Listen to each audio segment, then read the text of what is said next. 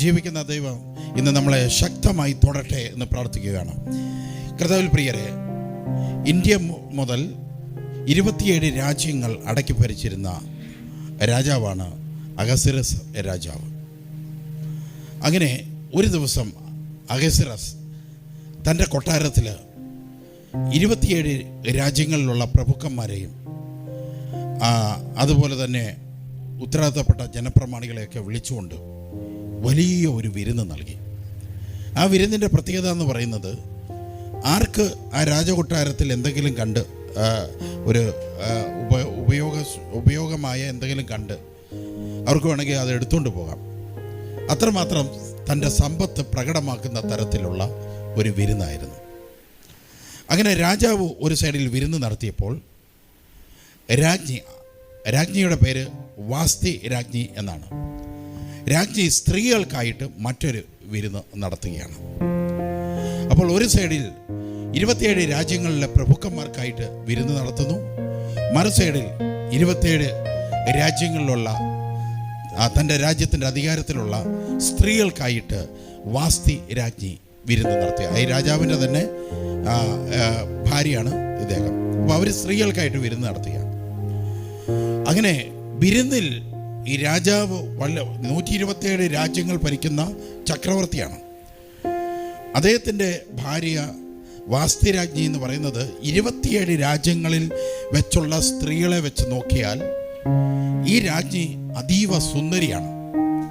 അപ്പം തൻ്റെ ഭാര്യ എത്ര സുന്ദരിയാണെന്ന് ഈ 27 രാജ്യങ്ങളിലെ പ്രഭുക്കന്മാരെ അറിയിക്കാൻ വേണ്ടി രാജാവ് പറഞ്ഞു, വാസ്തി രാജ്ഞിയോട് അണിഞ്ഞൊരുങ്ങി വളരെ മനോഹരിയായി ഈ വിരുന്ന് ശാലയിലേക്ക് വരിക, എൻ്റെ പ്രഭുക്കന്മാരും എൻ്റെ നാടുവാഴികളും ഒക്കെ ഒന്ന് കാണട്ടെ. അങ്ങനെ ഈ കൊട്ടാരത്തിൻ്റെ മഹത്വം, അല്ലെങ്കിൽ നമ്മുടെ കൊട്ടാരത്തിൻ്റെ വളരെ മഹനീയമായ കാഴ്ചകൾ ഇവർ കണ്ട് ഇവരിത് പ്രചരിപ്പിക്കട്ടെ. അങ്ങനെ വാസ്തി രാജ്ഞിയെ വിളിക്കുവാനായിട്ട് കൽപ്പന കൊടുത്തു. രാജ്ഞിയുടെ വിരുന്നുശാലയിലേക്ക് ഷണ്ഡന്മാർ പോയി. രാജ്ഞിയോട് പറഞ്ഞു, നീ ഒരുങ്ങി ഇതാ രാജാവ് നടത്തുന്ന വിരുന്നുശാലയിലേക്ക് നീ വരണം. രാജ്ഞി മറുപടി പറഞ്ഞു, സാധ്യമല്ല, ഞാൻ ആ വിരുന്നുശാലയിലേക്ക് അണിഞ്ഞൊരുങ്ങി വരികയില്ല. കാരണം രാജാവ് അപ്പുറത്ത് നടത്തുമ്പോൾ ഞാൻ ഇപ്പുറത്ത് വേറെണ്ണം നടക്കുന്നുണ്ട്. അതുകൊണ്ട് എനിക്കൊരിക്കലും ഇത് സാധ്യമല്ല. അവൾ രാജാവിനെ ധിക്കരിച്ചു. ഇത് ഷണ്ഡന്മാർ വന്ന് രാജാവിനോട് വിവരം പറയാണ്. രാജാവേ, വാസ്തി രാജ്ഞി അങ്ങയുടെ വാക്ക് കേൾക്കാൻ തയ്യാറല്ല, അവൾ വിരുന്നിന് വരികയില്ല. 127 രാജ്യങ്ങളുടെ പ്രഭുക്കന്മാരുടെ മുമ്പിൽ രാജാവ് നാണം കെട്ടു. എത്ര മാത്രം താൻ പ്രൗഢി കാണിച്ചാലും, എത്രമാത്രം VIP-കൾ വന്നിരുന്നാലും, എത്രമാത്രം ആൾക്കാർ വളരെ മനോഹരമായിരിക്കുന്നു എന്ന് പറഞ്ഞാലും, കുടുംബത്തിലുള്ള തൻ്റെ ഭാര്യ ഇടം തിരിഞ്ഞ് നിൽക്കുകയാണെങ്കിൽ, അല്ലെങ്കിൽ തന്നെ അനുസരിക്കുന്നില്ല എങ്കിൽ, ഈ പ്രൗഢി കൊണ്ടോ ഇത്രയും മഹനീയമായ കാര്യങ്ങൾ കൊണ്ടോ യാതൊരു അർത്ഥവുമില്ല. ഇത് രാജാവ് വളരെയേറെ വിഷമിക്കുവാനും വേദനിക്കുവാനും തുടങ്ങി. കാരണം രാജാവ് അനൗൺസ് ചെയ്തിരുന്നു, എൻ്റെ ഭാര്യ വരും, വാസ്തി രാജ്ഞിയെ നിങ്ങൾക്ക് കാണിച്ചു തരാം എന്ന് പറഞ്ഞിരുന്നു. അപ്പോഴാണ് ഇവരുടെ മുമ്പിൽ വെച്ച് വരികയില്ല എന്ന് അറിഞ്ഞത്. അങ്ങനെ വിരുന്ന് എന്തായി മാറി? ഒരു ശ്മശാന മൂകതയായി മാറി. ആർക്കും സന്തോഷമില്ല. വിരുന്ന് അവസാനിച്ചു. ഒരാൾ കാരണം ആ വിരുന്ന് കളങ്കപ്പെടുകയാണ്. ഇവിടെ വാസ്തി രാജ്ഞി വരുന്നില്ലെന്ന് കണ്ടപ്പോൾ രാജാവ് തൻ്റെ ആലോചന സംഘത്തെ വിളിച്ചു. എന്തു ചെയ്യണം ഞാൻ എന്ന് ചോദിച്ചു. ആലോചന സംഘം പറഞ്ഞു, രാജാവേ, ഈ കാര്യത്തിൽ അങ്ങ് ഒരു നിയമവും വിളംബരവും ഉണ്ടാക്കണം. നിയമവും ഉണ്ടാക്കണം, വിളംബരവും ഉണ്ടാക്കണം. ഞാൻ ഉണ്ടാക്കേണ്ട നിയമം എന്താണ്? വിളംബരം എന്താണ്? എന്തിനു വേണ്ടിയിട്ടാണ് ഉണ്ടാക്കേണ്ടത്? അപ്പോൾ ആലോചന സംഘം വളരെ വ്യക്തമായി പറഞ്ഞു കൊടുത്തു, അങ്ങ് ഈ വിളംബരം ഉണ്ടാക്കിയില്ലെങ്കിൽ 127 രാജ്യങ്ങളിലുള്ള ആ പ്രവേശ്യയിലുള്ള ഓരോ ഭാര്യമാരും തങ്ങളുടെ ഭർത്താവിനെ അനുസരിക്കാതെ വരും. അവർ പറയും, അഹസ്വേരോസ് രാജാവിൻ്റെ ഭാര്യ വാസ്തി രാജ്ഞി പോലും അദ്ദേഹത്തെ അനുസരിച്ചില്ല. പിന്നെ ഞങ്ങൾ എന്തിനാണ് നിന്നെ അനുസരിക്കുന്നത്? കാരണം ഭരണം നടത്തുന്നവരിലാണ് നിയമമുള്ളത്. നിയമം നടത്തേണ്ടവർ തന്നെ നിയമലംഘനം നടത്തിയാൽ പ്രജകളും അതുപോലെ ചെയ്തെന്ന് വരും. ഇത് ആലോചന സംഘം പറഞ്ഞു കൊടുത്തു. അതുകൊണ്ട് ഇതിൻ്റെ അകത്ത് എന്തെങ്കിലും ഒരു നിയമം ഉണ്ടാക്കിയേ പറ്റത്തുള്ളൂ. എല്ലാ വീടുകളിലും വാസ്തുരാജ്ഞി കാണിച്ചത് വെച്ച്, ഉദാഹരണം വെച്ച് എല്ലാ വീടുകളിലും ചർച്ചകളുണ്ടാവും, കുടുംബ വഴക്കുകളുണ്ടാവും. അത് നിർത്തണം. അതുകൊണ്ട് ഈ രാജ്ഞി പട്ടത്തിൽ നിന്ന് എടുത്ത് കളയും വേണം. രാജാവ് വാസ്തുരാജ്ഞിയെ തൻ്റെ പദവിയിൽ നിന്ന് ബഹിഷ്കരിക്കുകയാണ്. ഇനി കൊട്ടാരത്തിൽ കണ്ടുപോകരുത്. അത് കഴിഞ്ഞ് കൽപ്പന കൊടുത്തു. എല്ലാ ഭർത്താക്കന്മാരും സംസാരിക്കുന്ന ഭാഷ, പല ദേശക്കാർക്ക് പല ഭാഷകളാണ്. ആ ഭാഷ തന്നെ ഭാര്യ പഠിക്കണം, ആ ഭാഷ തന്നെ സംസാരിച്ചിരിക്കണം. ഒരു കാരണവശാലും ഭർത്താവിനെ അനുസരിക്കാതിരിക്കരുത്. അങ്ങനെ കർശന നിയമങ്ങൾ ഉണ്ടാക്കി. ഉടനെ ആലോചന സംഘം പറഞ്ഞു, വാസ്തുരാജ്ഞിയേക്കാൾ വളരെ അവളെ തോൽപ്പിക്കുന്ന തരത്തിൽ സൗന്ദര്യമുള്ള മറ്റൊരു രാജ്ഞിയെ പട്ടാഭിഷേകത്തിനായിട്ട് തിരഞ്ഞെടുക്കണം. 127 പ്രവേശ്യയിൽ നിന്നുകൊണ്ട് കന്യകമാരെ തിരഞ്ഞെടുത്ത് 6 മാസത്തേക്ക് അവർക്ക് ബ്യൂട്ടീഷ്യൻ നൽകി അവരെ 6-ാം മാസത്തിൽ രാജാവിൻ്റെ മുമ്പിൽ പ്രദർശിപ്പിക്കും. രാജാവിന് ഇഷ്ടപ്പെടുകയാണെങ്കിൽ അവളെ രാജ്ഞിയായി തിരഞ്ഞെടുക്കാം. ഇങ്ങനെ ഒരു ആലോചന രാജാക്കന്മാരെല്ലാം കൂടെ ചേർന്ന് നടത്തി. ആലോചന സംഘങ്ങൾ എല്ലാവരും കൂടെ ചേർന്ന് നടത്തി. ഈ നടത്തിയ വ്യവസ്ഥ വെച്ചുകൊണ്ട് എന്തു ചെയ്തു? രാജാവ് അതിന് കൽപ്പന കൊടുത്തു. അതിനായി പ്രത്യേക ഷണ്ഡന്മാരെ, കാര്യവിചാരകരെ ഒക്കെ ഏർപ്പാട് ചെയ്തു. അങ്ങനെ രാജ്യത്തിൻ്റെ പല ഭാഗത്ത് നിന്നുകൊണ്ട് കന്യകന്മാരെ, സൗന്ദര്യമുള്ള കന്യകന്മാരെ തിരഞ്ഞെടുത്ത് അവർക്ക് 3 മാസം മീറ കൊണ്ട് പിന്നെ സൗന്ദര്യവർദ്ധനം നടത്തുകയും പിന്നെ മറ്റ് പല കാര്യങ്ങൾ കൊണ്ട് അവർക്ക് എത്രമാത്രം സൗന്ദര്യം ഉണ്ടാകുമോ അത്രയും സൗന്ദര്യത്തിന് വേണ്ടി ബ്യൂട്ടിപരമായിട്ടുള്ള ശുശ്രൂഷകൾ അവർക്ക് നൽകി. ആ കൂട്ടത്തിൽ മൊർദെഖായി എന്ന് പേരുള്ള ഒരു യഹൂദൻ രാജാവിൻ്റെ പടിപ്പുരയിൽ കഴിയുന്നുണ്ടായിരുന്നു. പടിപ്പുര എന്ന് പറഞ്ഞു കഴിഞ്ഞാൽ രാജാവിൻ്റെ കൊട്ടാരത്തിൻ്റെ മതിലിൻ്റെ അവിടെയായി ഒരു പടിപ്പുര ഉണ്ടാവും. അവിടെ കുറച്ച് കാവൽക്കാരെ നിർത്തി. മൊർദെഖായി ആയിരുന്നു അവിടുത്തെ കാവൽ. അപ്പോൾ രാജാവിൻ്റെ കൊട്ടാരത്തിൻ്റെ അകത്തല്ല, കൊട്ടാരത്തിൻ്റെ പുറത്തുള്ള കാമ്പൗണ്ട് വാതിൽ ഇരിക്കുന്ന ആളാണ് മൊർദെഖായി. അദ്ദേഹം ഒരു യഹൂദനാണ്. അദ്ദേഹത്തിൻ്റെ സഹോദരൻ ഒരു മകളുണ്ടായിരുന്നു. ആ സഹോദരനും അദ്ദേഹത്തിൻ്റെ ഭാര്യയും മരിച്ചിരുന്നു. ഈ മകൾ അനാഥയായി. അനാഥ കുട്ടിയെ ഇയാൾ ദത്തെടുത്തു. തൻ്റെ അപ്പൻ്റെ സഹോദരനാണ്. തൻ്റെ അപ്പൻ്റെ സഹോദരൻ്റെ മകൾ അനാഥയായെന്ന് കണ്ടപ്പോൾ മൊർദെഖായി ദത്തെടുത്ത് വളർത്തിയതാണ്. അവളുടെ പേരാണ് എസ്തർ എന്നാണ് അവളുടെ പേര്. അവളെയും ഈ അഹസ്വേരോസ് രാജാവിൻ്റെ രാജ്ഞിയാവാൻ വേണ്ടി അവളും സെലക്റ്റഡായി. അത് മൊർദെഖായി പിന്നെ നിർബന്ധിച്ചതനുസരിച്ചിട്ടാണ് സെലക്റ്റഡായിരിക്കുന്നത്. ഈ വചനഭാഗത്തേക്കാണ് നമ്മൾ ഇന്ന് വരാൻ പോകുന്നത്. കർത്താവിൽ പ്രിയരെ, എസ്തർ 6 മാസത്തെ സൗന്ദര്യവർദ്ധനയ്ക്കായി ട്രീറ്റ്മെൻറ്റിനായി എസ്തർ നിയോഗിക്കപ്പെട്ടിരിക്കുമ്പോൾ എസ്തറിനോട് മൊർദെഖായി പറഞ്ഞിരുന്നു, ഞാനാണ് നിൻ്റെ വളർത്തപ്പനെന്ന് അവിടെ പറയരുത്, നീ ഒരു യഹൂദ സ്ത്രീയാണെന്ന് പറയരുത്. കാരണം യഹൂദന്മാർ ഇവരുടെ അടിമകളാണ്. അടിമയെ വിവാഹം കഴിച്ചു എന്നറിഞ്ഞു കഴിഞ്ഞാൽ അത് പ്രശ്നമാണ്. ഇവിടെ രാജാവ് സൗന്ദര്യം മാത്രമേ നോക്കുന്നുള്ളൂ. അതുകൊണ്ട് നീ ഒരു യഹൂദയാണെന്നോ പടിപ്പുര വാതിക്കൽ നിൻ്റെ വളർത്തപ്പൻ ഇരിപ്പുണ്ടെന്നോ നീ അവിടെ പറയരുത്. ബാക്കി എല്ലാ കാര്യങ്ങളും യഹോവ നോക്കിക്കൊള്ളുക. യഹോവയിൽ ആശ്രയം വെച്ചുകൊണ്ട് മകളെ മൗനമായി നീ വിശ്വസിച്ചുകൊണ്ട് പോകുക. നമ്മൾ ഏറ്റിരിക്കുന്ന കാര്യത്തിൽ നമ്മൾ ജയമെടുത്തിരിക്കുക. ഒരു പക്ഷേ നമ്മൾ ഈ ദേശത്ത് അടിമകളാണ്, ഒരു വശത്തെ നമുക്ക് സ്വാതന്ത്ര്യമില്ല. മകളെ, നീ അവിടെ രാജ്ഞിയായി കഴിഞ്ഞാൽ ഒരു പക്ഷേ രാജാവിന് നമ്മളോട് കരുണ തോന്നുകയും നമ്മളെ വിടിവിക്കാനിടയാകുകയും ചെയ്യുക. വലിയ പ്ലാനോട് കൂടിയാണ് എസ്തറിനെ മൊർദെഖായി അയക്കുന്നത്. ഈ സമയത്ത് രാജാവിനെ കൊല്ലാനും രാജാവിനെതിരെ തീരുമാനമെടുക്കുവാനും 2 ഷണ്ഡന്മാർ, രാജാവ് ഏറ്റവും കൂടുതൽ സ്നേഹിക്കുന്ന 4-5 ഷണ്ഡന്മാരിൽ 2 പേർ ആ മതിലിൻ്റെ പുറത്ത് നിന്നുകൊണ്ട് എങ്ങനെ രാജാവിനെ കൊല്ലണം, തിരിച്ചു വരുമ്പോൾ കൊല്ലണോ, അതോ കുതിരപ്പുറത്ത് പോകുമ്പോൾ കൊല്ലണോ, അതോ കുളിക്കുവാൻ കുളിക്കടവിൽ പോകുമ്പോൾ കൊല്ലണോ, എങ്ങനെ ഒളിഞ്ഞിരുന്ന് കൊല്ലണം എന്ന് പറഞ്ഞു ആലോചന നടത്തുന്നത് ആര് കേൾക്കുന്നു? പടിപ്പുര വാതിക്കൽ ഇരുന്നുകൊണ്ട് മൊർദെഖായി കേൾക്കുകയാണ്. മൊർദെഖായി എസ്തറിനെ വിളിപ്പിച്ചു. എസ്തർ വേഗം വരിക എന്ന് പറഞ്ഞുകൊണ്ട് എസ്തറിനെ വിളിപ്പിക്കുകയാണ്. എസ്തറിനെ വിളിപ്പിച്ചിട്ട് പറഞ്ഞു, രാജാവിനെ കൊല്ലുവാനായി 2 പേർ പ്ലാൻ ചെയ്യുന്നുണ്ട്, ഞാൻ നിന്നെ അറിയിക്കുകയാണ് എന്ന് പറഞ്ഞു. ഇതിനെല്ലാം മുമ്പ് മറ്റൊരു കാര്യം നടക്കുകയുണ്ടായി. രാജാവിൻ്റെ മുമ്പിലേക്ക് അതായത് പ്രവേശിയിൽ നിന്നുള്ള പെൺകുട്ടികൾ അവർക്ക് സൗന്ദര്യമായതിനു ശേഷം രാജാവിൻ്റെ മുമ്പിലേക്ക് കൊണ്ടുവരികയാണ്. രാജാവ് അവരെ നോക്കും, ചിലവരെ വിളിക്കത്തില്ല. പേര് വിളിച്ചില്ല എന്നുണ്ടെങ്കിൽ പിന്നെ അവർ വരേണ്ടതില്ല. അവർ പിന്നെ പട്ടമഹർഷി സ്ഥാനത്ത് നിന്ന് അവർ ഒഴിവാകുകയാണ്. അങ്ങനെ എസ്തറിൻ്റെ ഊഴമെത്തി. എസ്തറോ ദൈവത്തോട് പ്രാർത്ഥിച്ചു കൊണ്ടിരുന്നു. അങ്ങനെ എസ്തറിൻ്റെ ഊഴമെത്തിയപ്പോൾ എസ്തറിനെ കണ്ടതും രാജാവിന് ഇഷ്ടമായി. രാജാവ് എസ്തറിനോട് സ്നേഹം ഉണ്ടാകുകയും എസ്തറിനെ തൻ്റെ രാജ്യത്തിൻ്റെ രാജ്ഞിയായി നിയമിക്കുകയും ചെയ്തിരുന്നു. അങ്ങനെ കിരീടമൊക്കെ വെച്ച് എസ്തറിനെ എഴുന്നള്ളിച്ചു. എസ്തറിൻ്റെ സൗന്ദര്യം തൻ്റെ വാസ്തി രാജ്ഞിയേക്കാൾ സൗന്ദര്യമുള്ളതായി രാജാവിന് തോന്നി.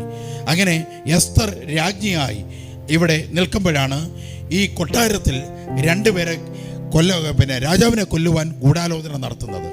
അങ്ങനെ എസ്തർ രാജ്ഞിയായതിനു ശേഷം മൊർദെഖായി എസ്തറിനോട് വിവരം അറിയിച്ചു, ഇത് കൊല്ലുവാനായിട്ട് നോക്കുന്നുണ്ട്, നീ രാജാവിനെ അറിയിക്കാൻ പറഞ്ഞു. അങ്ങനെ എസ്തർ രാജാവിനോട് എന്ന് വിവരം പറഞ്ഞു.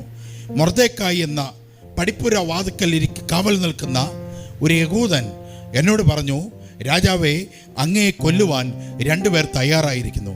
രാജാവ് അത് രഹസ്യ അന്വേഷണം നടത്തിയപ്പോൾ സത്യമാണെന്ന് തെളിയുകയും അവരെ തൂക്കിലേറ്റുകയും രാജാവിൻ്റെ ദിനവൃത്താന്തത്തിൽ അതായത് ഡയറിയിൽ എഴുതുകയും ചെയ്തു. മൊർദെഖായി വഴി എൻ്റെ ജീവൻ രക്ഷപ്പെട്ടു എന്ന് എഴുതുകയും ചെയ്തു. ഹല്ലേലൂയ, യേശുവേ ആരാധന. ഒരു കാര്യം നിങ്ങൾ ഇന്ന് മനസ്സിലാക്കണമേ. ഇന്ന് ഈ ക്ലാസ് കേൾക്കുമ്പോൾ യഹൂദന്മാർ അടിമയിൽ കഴിയുകയാണ്. അവർക്കൊരു ദേശം കൊടുത്തിട്ടുണ്ട്. ആ ദേശത്ത് അവർക്ക് വലിയ സ്വാതന്ത്ര്യമൊന്നുമില്ല. പക്ഷേ യഹോവ ചില കാര്യങ്ങൾ ചെയ്യുന്നത് നമുക്ക് മനസ്സിലാവുകയില്ല. മൊർദെഖായിയെ കേൾപ്പിക്കുന്നത് യഹോവയാണ്. മൊർദെഖായിയുടെ പേര് ആ ദിനവൃത്താന്തത്തിൽ എഴുതിപ്പിക്കുന്നതും യഹോവ തന്നെയാണ്. ഒരു മനുഷ്യനെ വിടുവിക്കാനോ ഒരു മനുഷ്യൻ്റെ ജീവിതത്തിൽ ഏതെങ്കിലും അപകടം വരുന്നെന്ന് കാണുന്നതിന് മുമ്പ് തന്നെ സമൂഹപരമായി നമുക്ക് ചില കാര്യങ്ങൾ ദൈവം ചെയ്തു തരും. ഹല്ലേലൂയ. ചിലവരെ പരിചയപ്പെടാനിടയാകും. ചിലവർ വഴിയായിട്ട് നമുക്ക് ചില ഉപകാരങ്ങൾ ലഭിക്കാനിടയാവും. ഇതെല്ലാം ഏതോ വലിയ ആപത്തിൽ നിന്ന് രക്ഷപ്പെടുത്തുവാൻ ദൈവം ഒരുക്കുന്ന വഴികളാണ്. പ്രാർത്ഥിക്കുന്നവരെ കൈവിടുന്നവനല്ല ദൈവമെന്ന് നമുക്ക് മനസ്സിലാക്കുവാൻ ചില ഈ വചനഭാഗങ്ങളിൽ ചില സാക്ഷ്യങ്ങൾ നമുക്ക് കേൾക്കാനായിട്ട് സാധിക്കും. ഹല്ലേലൂയ. ഷണ്ഡന്മാരെ കൊന്നതിന് ശേഷം ഹാമാൻ അവിടുത്തെ ഒരു ചെറിയ ജോലിക്കാരനായിരുന്നു. ഹാമാൻ എന്ന് പറയുന്ന ഒരാൾ, അദ്ദേഹത്തിന് സ്ഥാനക്കയറ്റം നൽകി രാജാവ്. അങ്ങനെ സ്ഥാനക്കയറ്റം നൽകി അദ്ദേഹത്തെ കാണുന്നവരൊക്കെ ബഹുമാനിക്കണമെന്ന് രാജാവ് കൽപ്പന കൊടുത്തു. ഹാമാൻ നടന്നു വരുന്ന വഴിയിലെല്ലാം ഈ രാജാവിൻ്റെ രാജ്യക്കാരെല്ലാം ഇങ്ങനെ തൊഴുത് വണങ്ങുമായിരുന്നു. ഹാമാൻ കൊട്ടാരത്തിൻ്റെ കാമ്പൗണ്ടിലുള്ള മൊർദെഖായി ഇരിക്കുന്ന യഹൂദനായ മൊർദെഖായി, അതായത് എസ്തറിൻ്റെ വളർത്തച്ഛൻ ഇരിക്കുന്ന അതുവഴിയാണ് വരുന്നത്. അങ്ങനെയാണെങ്കിൽ എസ്തറിൻ്റെ വളർത്തച്ഛനായ മൊർദെഖായി യഹൂദൻ അദ്ദേഹം എന്ത് ചെയ്യണം? ഹാമാനെ താണു വണങ്ങണം. എന്നാൽ യഹൂദനെ സംബന്ധിച്ചൊരു നിയമമുണ്ട്. അവൻ പുറപ്പാട് പുസ്തകവും നിയമാവർത്തന പുസ്തകവും പാലിക്കുന്നവനാണ്. അവനെ സംബന്ധിച്ച് യഹൂദനല്ലാത്ത അന്യ ദേവനെ ആരാധിക്കുന്ന ഒരുവനെ താണു വണങ്ങാൻ പാടില്ല. യഹോവയല്ലാതെ നീ മറ്റൊന്നിനെ കുമ്പിടുകയോ താണു വണങ്ങുകയോ ആരാധിക്കുകയോ ചെയ്യരുത് എന്ന കൽപ്പന. അത് കാരണം മൊർദെഖായിക്ക് ഈ ദേഹത്തെ ഹാമാനെ താണു വണങ്ങാൻ സാധ്യമല്ല. എന്തു ചെയ്തു? മൊർദെഖായി ഹാമാൻ വരുമ്പോൾ അവിടുന്ന് എഴുന്നേൽക്കത്തില്ല, അവിടെ തന്നെ ഇരിക്കും, വണങ്ങുകയും ചെയ്യുകയില്ല. കാരണം യഹോവയായ ദൈവത്തെ വണങ്ങുന്ന എൻ്റെ തല, ആ തല എനിക്കൊരു അന്യ ജാതിയുടെ മുമ്പിൽ വണങ്ങുവാൻ തയ്യാറല്ല എന്ന അദ്ദേഹത്തിൻ്റെ ആത്മവിശ്വാസം. അതായത് യഹോവയെ മാത്രം സേവിക്കുകയും ആരാധിക്കുകയും തൻ്റെ പൂർണ്ണ ഹൃദയം യഹോവയ്ക്ക് കൊടുക്കുകയും ചെയ്യുന്ന ഒരു വിശ്വാസിക്ക് ആ യഹോവയെ താണു വണങ്ങിയ തല മറ്റൊരാളെ താണു വണങ്ങുകയില്ല എന്ന തീരുമാനം. താണു വണങ്ങുക എന്ന് പറഞ്ഞാൽ നിലംപറ്റെ വീണ് വണങ്ങണം. അതിന് മൊർദെഖായി തയ്യാറായില്ല. ഞാൻ യഹോവയെ മാത്രമേ വണങ്ങുകയുള്ളൂ എന്ന അദ്ദേഹത്തിൻ്റെ ഉറച്ച തീരുമാനം ശക്തമായിരുന്നു. ഇത് ഹാമാനെ ചൊടിപ്പിച്ചു. ഹാമാൻ ഭയങ്കരമായ കോപം ഈ മൊർദെഖായിക്ക് നേരെ അയക്കുണ്ടായി. ഹാമാൻ പറഞ്ഞു, ഇവൻ ഏതാണെന്ന് വെച്ചു. കൂടെ ഉള്ളവർ പറഞ്ഞു, ഇതൊരു യഹൂദനാണ്. ഹാമാൻ പറഞ്ഞു, യഹൂദന്മാരെ മൊത്തം നമുക്ക് ഉന്മൂലനം ചെയ്യണം. അങ്ങനെ യഹൂദനെ മുഴുവൻ, ഈ മൊർദെഖായെ പ്രതി യഹൂദ കുലത്തെ മുഴുവൻ ഇല്ലാതാക്കുവാനായിട്ട് ഒരു തീരുമാനത്തിലേക്കാണ് വരുന്നത്. കർത്താവിൽ പ്രിയരെ, ഞാൻ ഈ ക്ലാസ് എടുക്കുന്നത്, എസ്തറിൻ്റെ പുസ്തകത്തിലെ ഈ ക്ലാസ് എടുക്കുന്നത് നിങ്ങൾ മനസ്സിലാക്കിക്കൊള്ളണം. ശത്രുക്കൾ നിങ്ങൾക്കെതിരെ ഒരുപക്ഷെ പോരാടി വന്നേക്കാം.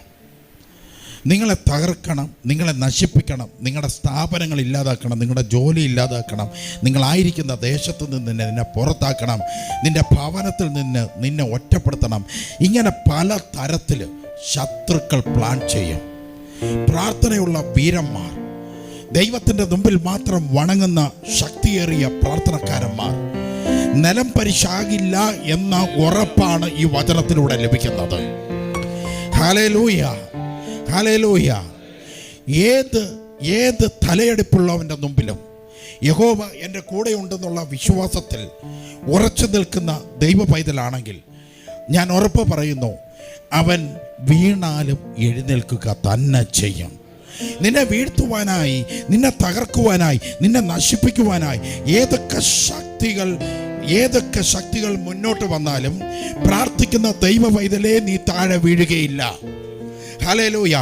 ഇത് മൊർദെഖായി, അദ്ദേഹം ഹാമാൻ അധികാര സ്ഥാനം കിട്ടിയിട്ട് പോലും മൊർദെഖായി ഒരു നിമിഷം പോലും അദ്ദേഹത്തിൻ്റെ മുമ്പിൽ താണു വണങ്ങാൻ തയ്യാറായില്ല. നമ്മളെ സംബന്ധിച്ച് നമുക്കറിയാം, വചനത്തിൻ്റെ കൂടെ നിൽക്കുമ്പോൾ നമ്മൾ വചനത്തിൻ്റെ കൂടെ നിൽക്കുകയും, എന്നാൽ ഈ മൊർദെഖായി ചെയ്യാത്തതുപോലെ പലരുടെ മുമ്പിലും താണു വണങ്ങുന്ന അവസ്ഥ നമുക്കുണ്ടായിട്ടുണ്ട്.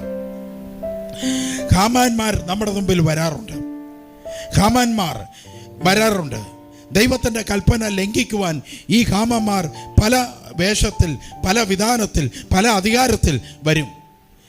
ആ ഹാമാന്മാരുടെ സ്നേഹവും പുഞ്ചിരിയും കിട്ടാൻ വേണ്ടി ദൈവവചനത്തെ മൂലം എടുത്ത് ദൂരെ കളഞ്ഞുകൊണ്ട് ഹാമാന്റെ സ്നേഹത്തിൻ്റെ മുമ്പിൽ താണു വണങ്ങുന്നവനെ പ്രാർത്ഥനക്കാരൻ എന്ന് വിളിക്കാറില്ല. ഹല്ലേലൂയ. എന്നാൽ നമ്മൾ ആരാധിച്ച ദൈവത്തെ, നമ്മൾ പ്രാർത്ഥിച്ചുകൊണ്ടിരിക്കുന്ന ദൈവത്തെ, നമ്മൾ സ്നേഹിച്ച വചനത്തെ വിട്ടുകളയാതെ, ഒരു ഹാമാന്റെ മുമ്പിൽ തല ഉനിക്കാതെ, വിട്ടുകൊടുക്കാതെ നിൽക്കുന്നവനെയാണ് ദൈവം അംഗീകരിക്കുന്നത്. കുറച്ചു കാലത്തേക്ക് നിനക്ക് സഹനങ്ങൾ ഉണ്ടായേക്കാം, കുറച്ചു കാലത്തേക്ക് നിനക്ക് നാശങ്ങൾ വന്നേക്കാം, കുറച്ചു കാലത്തേക്ക് നിനക്ക് എഴുന്നേറ്റ് നിൽക്കാൻ പറ്റാത്ത അവസ്ഥയും ശത്രുക്കളും കൂടിയെന്നിരിക്കാം. പക്ഷെ യഹോവ വൈകത്തില്ല. Hallelujah, hallelujah. ആകുലതകൾ വന്നേക്കാം, ദൈവം ഇതിലെ ശക്തിയേറിയ ആകുലതകൾ വന്നേക്കാം, തകർന്നു പോയേക്കാം, കൂടെ നിന്നവരൊക്കെ ഓടിപ്പോയേക്കാം, സഹായിക്കാൻ ആളില്ലാത്ത അവസ്ഥകൾ വന്നേക്കാം. മൊർദെഖായെ പോലെ വിശ്വാസം കാത്തു സൂക്ഷിക്കുന്ന ദൈവ പൈതൽ ഈ ക്ലാസ് കേൾക്കുന്നുവെങ്കിൽ, എല്ലാവരും ഒറ്റപ്പെടുത്തിയാൽ, എല്ലാവരും നിന്നെ വിട്ട് പോയാൽ, മൊർദെഖായെ പോലെ വീണ്ടും ഹാമാനെ കാണുമ്പോൾ എഴുന്നേറ്റ് നിന്ന് പുഞ്ചിരിക്കാതെ, ഹല്ലേലൂയ, യഹോവയെ മാത്രമേ താണു വണങ്ങൂ എന്ന ഉറച്ച വിശ്വാസത്തിൽ മരിക്കേണ്ടി വന്നാൽ നിന്നെ വണങ്ങുകയില്ല എന്ന തീരുമാനത്തിൽ നിൽക്കാൻ എത്ര ദൈവവൈതലുണ്ട്. നിന്നെ എഴുന്നേൽപ്പിക്കുന്ന ഒരു കർത്താവ് നിനക്ക് കാണാൻ പറ്റുക, നിന്നെ ചാടി എഴുന്നേൽപ്പിക്കുന്ന, നിന്നെ പടുത്തുയർത്തുന്ന ഒരു ദൈവത്തെ നിനക്ക് കാണാൻ സാധിക്കും. ആകുലനാകരുതേ മകനെ. ഹല്ലേലൂയ. നമുക്ക് പാടാ എല്ലാവരും ചേർന്നുകൊണ്ട്.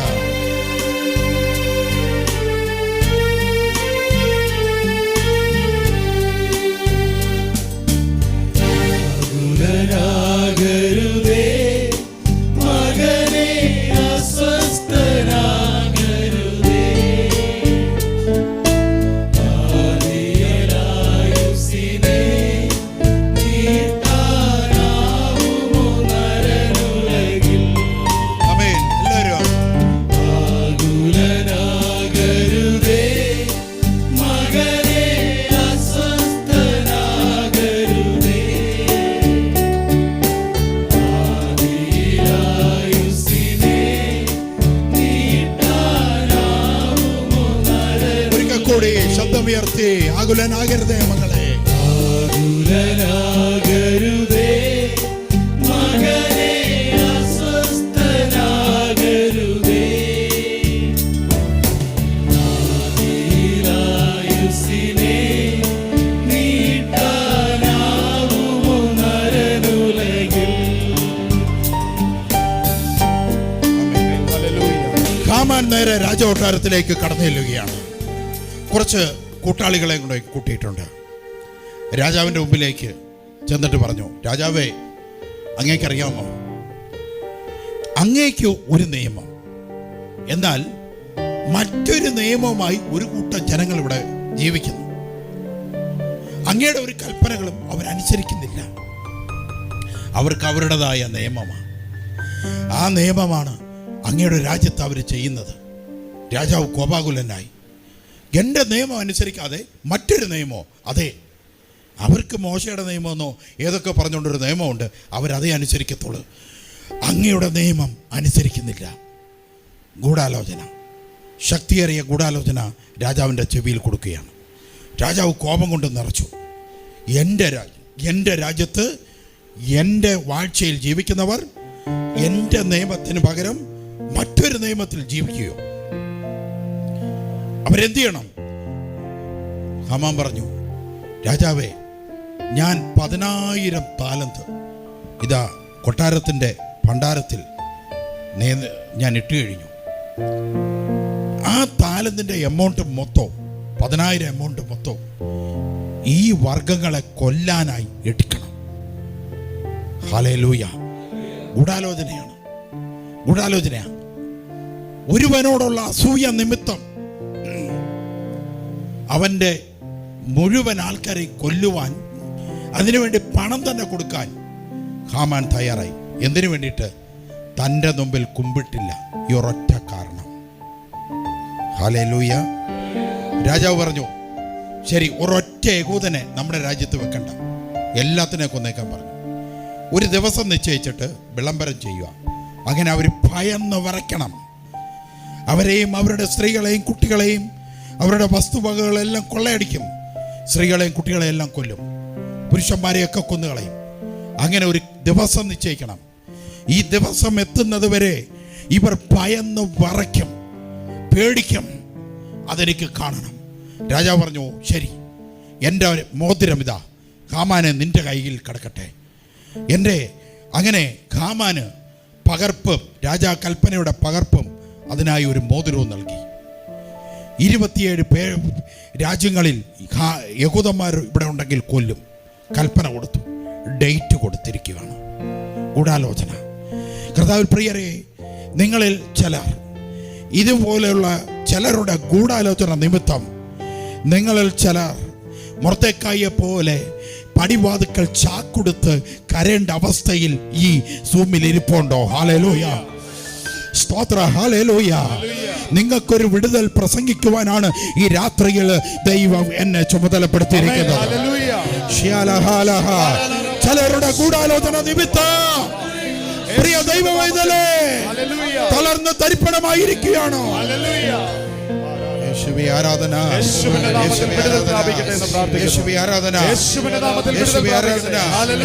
മരണത്തോളം എത്തി നിൽക്കുകയാണോ?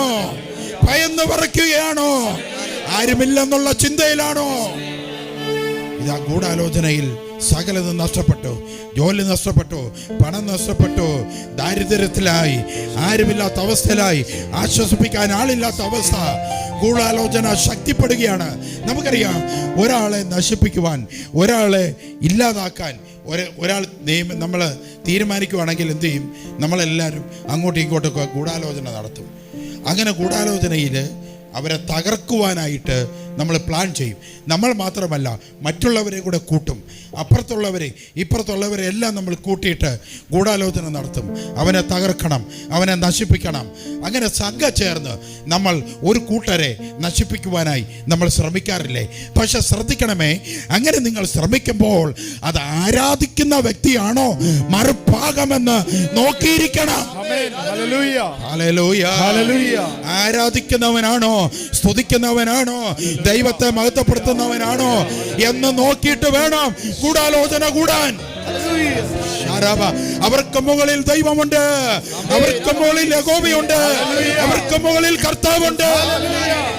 ഇത് നമ്മൾ മനസ്സിലാക്കണമേ. ഹല്ലേലൂയ. യേശുവേ ആരാധന, യേശുവേ ആരാധന, ഹല്ലേലൂയ, ഹല്ലേലൂയ, ഹല്ലേലൂയ, ഹല്ലേലൂയ. യഹോവയെ ആരാധിക്കുന്നവർ സ്തുതിക്കട്ടെ. യേശുവിന്റെ നാമത്തിന്റെ ശക്തി വ്യാപരിക്കട്ടെ എന്ന് പ്രാർത്ഥിക്കുന്നു. ഹല്ലേലൂയ. യേശുവേ ആരാധിക്കുന്നു, യഹോവയെ ആരാധിക്കുന്നവർ സ്തുതിക്കുന്നു, സ്തുതിക്കുന്നു. ഹല്ലേലൂയ. യേശുവേ ആരാധന, ആരാധന, ആരാധന, ആരാധന. Hallelujah, hallelujah. സ്വർഗ്ഗീയ നല്ല പിതാവേ, അവിടുത്തെ കരുണ വർഷിക്കണമേ എന്ന് പ്രാർത്ഥിക്കുന്നു. മൊർദെഖായി ഇതറിഞ്ഞു, മൊർദെഖായി ഇതറിഞ്ഞു, ആകെ വിഷമത്തിലായി. മൊർദെഖായി എന്ത് ചെയ്തു? ആ കൊട്ടാരത്തിൻ്റെ പടിപ്പുര വാതുക്കൽ തൻ്റെ വസ്ത്രമെല്ലാം എടുത്തു മാറ്റി ചണകം കൊണ്ടുള്ള വസ്ത്രം ധരിച്ചു. യഹൂദന്മാരുടെ ദേശങ്ങളിലെല്ലാം ഇതിൻ്റെ വാൾ പോസ്റ്റ് ഒട്ടിച്ചു വെച്ചിരിക്കുവാണ്. യഹൂദന്മാർ ഇതറിഞ്ഞവർ അവർ ചാക്ക് വസ്ത്രം ഉടുത്ത് അവർ നിലവിളിക്കുവാനും അവർ ദൈവത്തോട് പ്രാർത്ഥിക്കുവാനും തുടങ്ങി. ഞങ്ങളുടെ ജീവൻ അങ്ങയുടെ കൈകളിലാണ്, ഞങ്ങൾ തകർന്നിരിക്കുവാണ്. യഹോവേ, അങ്ങ് മനസ്സലിവ് കാണിക്കണമേ. ഇനി ഞങ്ങളെ രക്ഷിക്കാൻ അങ്ങ് മാത്രമേ ഉള്ളേ. ഞാൻ രാജാവെതിരായി, ഭരണകർത്താക്കന്മാരെതിരായി, പ്രഭുക്കന്മാരെതിരായി അങ്ങ് മാത്രമേ ഉള്ളേ. അവർ കരയാൻ തുടങ്ങി. പണ്ട് ഒറീസയിൽ മിഷണറിമാരെ കൊന്നപ്പോൾ, ഗ്രഹാം സ്റ്റൈലിനെ ചുട്ടു കത്തിച്ചപ്പോൾ, അദ്ദേഹത്തിൻ്റെ കുഞ്ഞുങ്ങളെ ചുട്ടു കത്തിച്ചപ്പോൾ അന്ന് ഭരിച്ചിരുന്നവർ വിചാരിച്ചു, അവർ കുലുങ്ങിച്ചിരിച്ചു, ക്രിസ്ത്യാനികൾ തകർന്നു, ക്രിസ്ത്യാനികൾ തരിപ്പണമായി. എന്നാലോ എന്ത് സംഭവിച്ചു? പ്രാർത്ഥന വീരന്മാർ എഴുന്നേറ്റു. ആ മരണ പ്രാർത്ഥന വീരന്മാരെ എഴുന്നേൽപ്പിച്ചു. ആ മരണ ഉപവാസം എടുക്കുവാൻ ധാരാളം പേരെ പ്രേരിപ്പിച്ചു. ആ മരണ അനേകം മിഷണറിമാരെ അവിടേക്ക് അയക്കുവാൻ ദൈവം ഇടയാക്കി.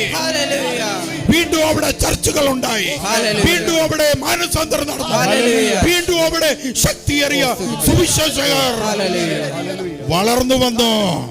ഒരു മരണത്തെ തകർക്കുവാൻ സാധ്യമല്ല, ഒരു മരണം കൊണ്ട് ആരെയും തകർക്കുവാൻ സാധ്യമല്ല, ഒരു ഗൂഢാലോചന കൊണ്ട് ആരാധിക്കുന്നവരെ തകർക്കുവാൻ സാധ്യമല്ല. യഹോവ അവരുടെ കൂടെയുണ്ട്. അവർ ആരാധിക്കുമ്പോൾ യഹോവ ഇറങ്ങി വരും, അവർ പ്രാർത്ഥിക്കുമ്പോൾ ദൈവം ഇറങ്ങി വരും. ഇത് വിശ്വസിക്കുന്നവർ ദൈവത്തെ മഹത്വപ്പെടുത്താം. നീ ഇത് വിശ്വസിക്കുന്നുവോ?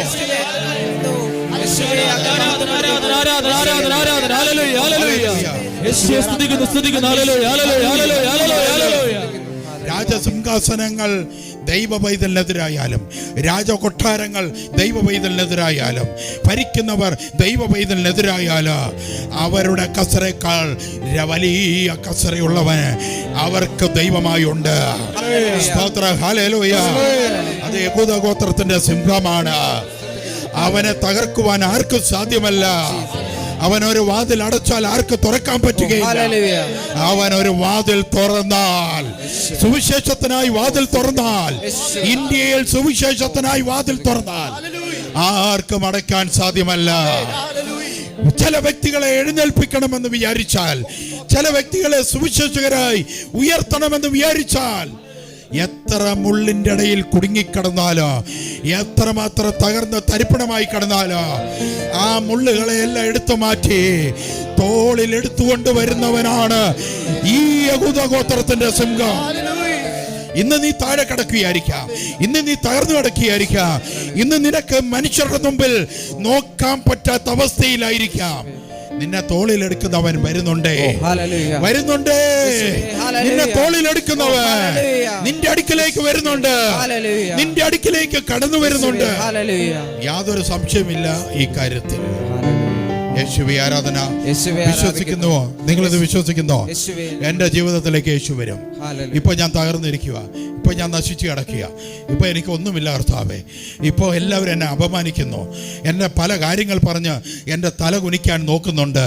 കർത്താവേ, നിരാശയുടെ വക്കിലാണ്, ഒരു കയ്യാലപ്പുറത്തെ തേങ്ങ പോലെ ഇരിക്കുക. അങ്ങോട്ടാണോ ഇങ്ങോട്ടാണോ എന്ന് അറിയില്ല കർത്താവേ. അത്രമാത്രം ഭയന്നിരിക്കുകയാണ് കർത്താവേ. നീ വൈകരുതേ എന്ന് പറഞ്ഞ് പ്രാർത്ഥിക്കുന്ന ദൈവവേദൽ ഈ സുമൈഡിയിലുണ്ടോ? മൊർദെഖായിയെ കണ്ടുപിടിക്കുക. അവൻ പറഞ്ഞു, ചാക്കു വസ്ത്രമെടുത്ത് ഞാൻ എൻ്റെ യഹോവയിലേക്ക് കണ്ണുകൾ ഉയർത്താം. ചാക്കു വസ്ത്രമെടുത്ത് ഉപവാസത്തിൽ യഹോവയിലേക്ക് കണ്ണുകൾ ഉയർത്തിയിരിക്കുവാണ്. ഈ സമയം എസ്തർ രാജ്ഞി കൊട്ടാരത്തിൽ അറിഞ്ഞു, തൻ്റെ ആൾക്കാരെ മുഴുവൻ കൊല്ലുവാൻ രാജാവ് കൽപ്പന കൊടുത്തിരിക്കുന്നു. എസ്തർ രാജ്ഞി അറിഞ്ഞു. അവൾ കരയാൻ തുടങ്ങി, അവൾ വിഷമിക്കാൻ തുടങ്ങി. താൻ ഒരു യഹൂദയാണെന്നുള്ളത് രാജാവിന് അറിയില്ല, കൊട്ടാരത്തിൽ ആർക്കും അറിയില്ല. മറിച്ച് തൻ്റെ വളർത്തപ്പനാണ് പടിപ്പുര വാതുക്കൽ ഇരിക്കുന്നതെന്ന് അറിയില്ല. അവൾ കരഞ്ഞു. അവൾ പെട്ടെന്ന് ഒരു ചണ്ടൻ കൈവശം ഒരു ലെറ്റർ മൊർദെഖായി ഏൽപ്പിക്കാൻ പറഞ്ഞു. ആ ലെറ്ററിൻ്റെ അകത്ത് ചോദിച്ചു, എന്താ സംഭവം, നമ്മുടെ ജനത്തിന് എന്തു പറ്റി? മൊർദെഖായി വന്ന പിന്നെ സന്ദേശവാഹകനോട് പറയുകയാണ്, നീ അവളോട് ചെന്ന് പറയുക, നമ്മുടെ ജനത്തെ മുഴുവൻ കൊല്ലുവാൻ പകർപ്പ് ഒട്ടിച്ചു വെച്ചിരിക്കുക, കൽപ്പനയുടെ പകർപ്പ് ഒട്ടിച്ചു വെച്ചിരിക്കുക. നമ്മുടെ ജനം മുഴുവൻ മരിക്കാൻ പോവുകയാണ്. എല്ലാവരും കരച്ചിലും നിലവിളിയുമാണ്. എല്ലാവരും വിഷമിക്കുകയാണ്, പ്രയാസപ്പെടുകയാണ്. ഒരു വീട്ടിലും ആഹാരമില്ലാത്ത അവസ്ഥയായി, കരച്ചിലായി, നിലവിളിയായി. നിനക്കെന്തെങ്കിലും ചെയ്യാൻ സാധിക്കുമോ? ഹല്ലേലൂയ. ഈ പകർപ്പും കൂടെ, കൽപ്പന കൊടുത്തിരിക്കുന്ന പകർപ്പും കൂടെയും ഇതാ ഞാൻ ഈ ആൾ വശം കൊടുത്തു വിടുന്നു. അവൾ ആ പകർപ്പ് വായിച്ചപ്പോൾ യഹൂദന്മാരെ മുഴുവൻ കൊല്ലുവാൻ രാജാവ് കൽപ്പന കൊടുത്തിരിക്കുകയാണ്. അവൾ കരഞ്ഞു, അവൾ നിലവിളിച്ചു. അവൾ വീണ്ടും മറ്റൊരു കൽപ്പന എടുത്ത് മൊർദെഖായിയുടെ കൈ കൊടുക്കാൻ പറഞ്ഞു. ഇങ്ങനെയാണ് പറഞ്ഞിരിക്കുന്നത്, എന്തു ചെയ്യും, നമ്മൾ എന്താണ് ചെയ്യേണ്ടത് എന്ന് ചോദിച്ചുകൊണ്ട് വീണ്ടും വായിച്ചു. അപ്പോൾ മൊർദെഖായി പറഞ്ഞു, ഞാൻ എന്ത് ചെയ്യാൻ പറ്റും എന്ന് ചോദിച്ചുകൊണ്ട് അവൾ മൊർദെഖായിക്ക് വീണ്ടും എടുത്തു കൊടുത്തപ്പോൾ മൊർദെഖായി, അവളുടെ വളർത്ത പിതാവ്, അവക്ക് ഇങ്ങനെ പറഞ്ഞു, എസ്തർ രാജ്ഞി, ഈ സമയത്തേക്കാണ് ദൈവം നിന്നെ മുൻകൂട്ടി സൗന്ദര്യം നൽകി രാജകൊട്ടാരത്തിന്റെ അകത്തേക്ക് ഇരുത്തിയിരിക്കുന്നത്. ഈ സമയം മുന്നിൽ കണ്ടിട്ട് ദൈവം നിന്നെ രാജാവിന്റെ ഭാര്യയാക്കി. ചില കുടുംബത്തിൽ ചിലരെ ഉയർത്തിക്കൊണ്ട് വരുന്നത് ചിലത് കണ്ടിട്ടാ ദൈവം. ചില കുടുംബത്തിൽ ചിലരെ ബൈബിൾ പഠിപ്പിക്കുന്നത് ചിലത് കണ്ടിട്ടാ. Hallelujah, hallelujah. നിന്നെ കണ്ടിട്ടാ ദൈവം ബൈബിൾ പഠിപ്പിച്ചത്. ആരുടെയൊക്കെയോ മരണം സംഭവിക്കാൻ പോകുന്നു എന്ന് കണ്ടിട്ട് ദൈവം നിന്നെ ബൈബിൾ പഠിപ്പിച്ചത്. ആരൊക്കെയോ ജഡമഴുകി കിടക്കാൻ സാധ്യതയുണ്ട്, ആരൊക്കെയോ തൂങ്ങി മരിക്കാൻ സാധ്യതയുണ്ട്, ആരൊക്കെയോ അപകട മരണത്തിൽ മരിക്കാൻ സാധ്യതയുണ്ട്. ഇത് കണ്ടുകൊണ്ടാണ് ദൈവ പൈതലേ ദൈവം നിന്നെ ഉയർത്തിക്കൊണ്ടുവന്നത്. ദൈവം നിന്നെ പരിശുദ്ധാത്മാവിനെ നൽകിയത്, അഭിഷേകം നൽകിയത്, ഭാഷാവരം നൽകിയത്, ബൈബിൾ നൽകിയത്. ഹല്ലേലൂയ. ഏറ്റെടുക്കുന്നു, ഇത് ഏറ്റെടുക്കുന്നു. എത്ര പേർ ഏറ്റെടുക്കുന്നു ഇത്?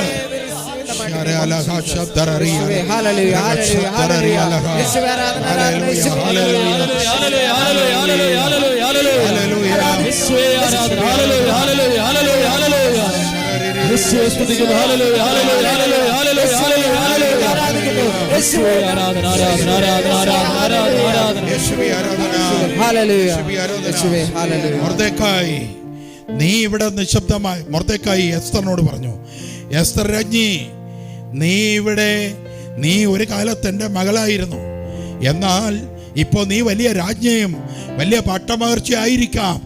പക്ഷേ യഹൂദർക്ക് വേണ്ടി രാജാവിനോട് ശബ്ദിക്കാൻ നിന്റെ നാവ് പൊങ്ങിയില്ല എങ്കിൽ ഞങ്ങൾക്ക് കുഴപ്പമൊന്നുമില്ല. ഞങ്ങൾ ആരാധിക്കുന്ന ജീവിക്കുന്ന ദൈവത്തെയാ. ഞങ്ങളുടെ രക്ഷ ഒരുക്കാൻ യഹോവ മറ്റൊരാളെ രംഗത്തിറക്കാം. നീയും നിന്റെ പ്രതി കുടുംബവും നശിക്കത്തേ ഉള്ളൂ, നീയും നിന്റെ മക്കളും നശിക്കത്തേ ഉള്ളൂ, നീയും നിന്റെ കുടുംബവും നശിക്കത്തേ ഉള്ളൂ. ഞങ്ങൾക്ക് വേണ്ടി മറ്റൊരാളെ ഇറക്കുക. അനേക ജനങ്ങൾ നശിച്ചു കിടക്കുമ്പോൾ, ബൈബിൾ എടുത്തവർ ബൈബിൾ താഴെ വെച്ചിരിക്കുമ്പോൾ മറ്റൊരാളെ ഇറക്കുവാൻ ഈ ദൈവത്തിന് കഴിവുണ്ട്. അനേകം പേരെ രംഗത്തിറക്കുക. നിന്നെ ഏൽപ്പിച്ചത് നീ ചെയ്യാതിരിക്കുമ്പോൾ അനേകം പേരെ ഇറക്കുന്ന ദൈവമുണ്ടെന്ന് ഇന്ന് രാത്രി മനസ്സിലാക്കിക്കൊള്ളുക.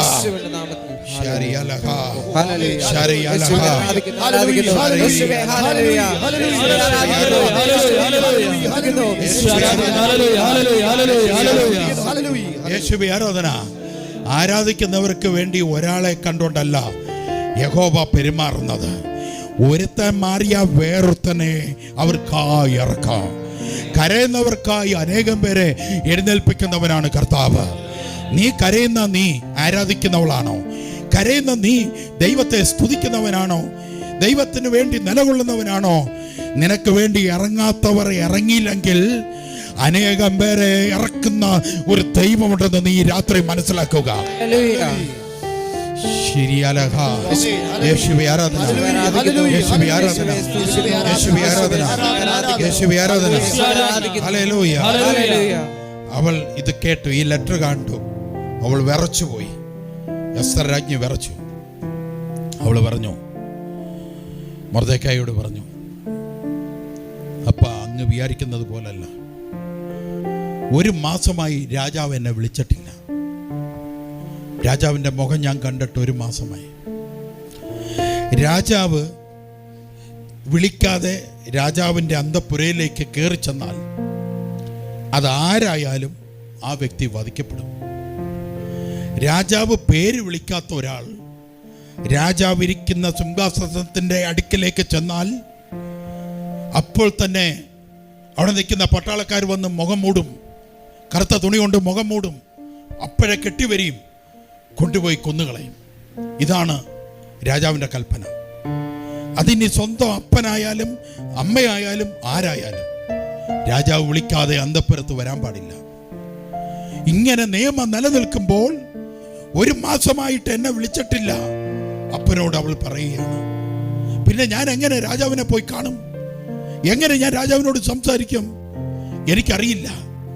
പക്ഷേ ഒരു കാര്യം ശരിയാണ്, യഹോവയാണ് എന്നെ ഈ അന്തഃപുരത്ത് എത്തിച്ചത്. ഞാൻ 3 ദിവസം രാവും പകലും വെള്ളം പോലും കുടിക്കാതെ ഉപവാസം ഇരിക്കാൻ തീരുമാനമെടുത്തു. 3-ാമത്തെ ദിവസം ഞാൻ മരിക്കേണ്ടി വന്നാലും ഞാൻ രാജാവിനെ കാണാൻ പോകും. ഒരു പക്ഷേ കറുത്ത തുണി വന്ന് എൻ്റെ മുഖത്ത് മൂടും, എന്നെ പിടിച്ചുകെട്ട, എന്നെ വെട്ടിക്കൊല്ലും, സാരമില്ല.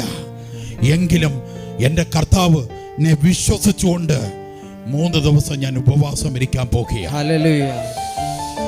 അതുകൊണ്ട് മൊർദെഖായിയോട് അവൾ പറഞ്ഞു, നമ്മുടെ ജനത്തോടെല്ലാം പറയുക, 3 ദിവസം ഉപവാസം ഇരിക്കാമെന്ന് പറയുക. രാജാവിന്റെ മനസ്സലിയാൻ ദൈവം പ്രവർത്തിക്കുക. അങ്ങനെ യഹൂദ ജനം മുഴുവൻ ഉപവാസം ഇരിക്കാൻ തുടങ്ങി. കുട്ടികൾ കരഞ്ഞു, വെള്ളം കൊടുത്തില്ല. മൃഗങ്ങൾ കരഞ്ഞു, വെള്ളം കൊടുത്തില്ല. 3 ദിവസം രാവും പകലും ഒരു ആഹാരം പോലും കഴിക്കാതെ ഉപവാസം ഇരിക്കുന്ന യഹൂദ ജനം പട്ടമകർച്ച ഉപവാസം ഇരിക്കുകയാണ്. അവർക്കറിയാം, ഉപവാസം ഇരുന്നാൽ അത്യുന്നതനായ ദൈവത്തിന്റെ കരുണ തങ്ങളുടെ മേൽ ഇറങ്ങി വരിക. ഇന്ന് ഇത് കേട്ടോണ്ടിരിക്കുന്ന ദൈവവേദലേ, നിന്റെ വിഷയം നടക്കാൻ കഠിനമായ ഒരു വിഷയത്തിലാണ് നീ ആയിരിക്കുന്നതെങ്കിൽ എസ്തർ ഉപവാസം ഇരുന്നു. പ്രിയ ദൈവത്തിലെ നീ ഉപവാസം ഇരിക്കുക. ശക്തി നിന്റെ മേൽ ഇറങ്ങി വരാ. സത്യമായി പറയുന്നു, നീ എഴുന്നേൽക്ക. തളർന്നു കിടക്കുന്ന നീ എഴുന്നേൽക്ക. തകർന്ന തരിപ്പണമായി കിടക്കുന്ന നീ എഴുന്നേൽക്ക. നശിച്ചു എന്ന് വിചാരിക്കുന്ന നീ എഴുന്നേൽക്ക. ഗൂഢാലോചന നിന്റെ മേൽ വരികയില്ല. ഉപവാസത്താൽ സകല ഗൂഢാലോചനയും തകർക്കുവാൻ നിനക്ക് സാധിക്കും. വിശ്വസിക്കാമോ? വിശ്വസിക്കാമോ? ആരാധിച്ചാൽ ദൈവം ഇറങ്ങി വരാം. ഞാൻ ആരാധിച്ചാൽ ദൈവം. ഇപ്പോൾ കഷ്ടതയിലായിരിക്കുന്നവർ ഇങ്ങനെ എസ്തർ എടുത്ത തീരുമാനമെടുക്കാൻ തയ്യാറാകുക. എസ്തർ എടുത്ത തീരുമാനമെടുക്കുക. ഉപവാസത്തിലും പ്രാർത്ഥനയിലും നേടിയെടുക്കും ഞാൻ.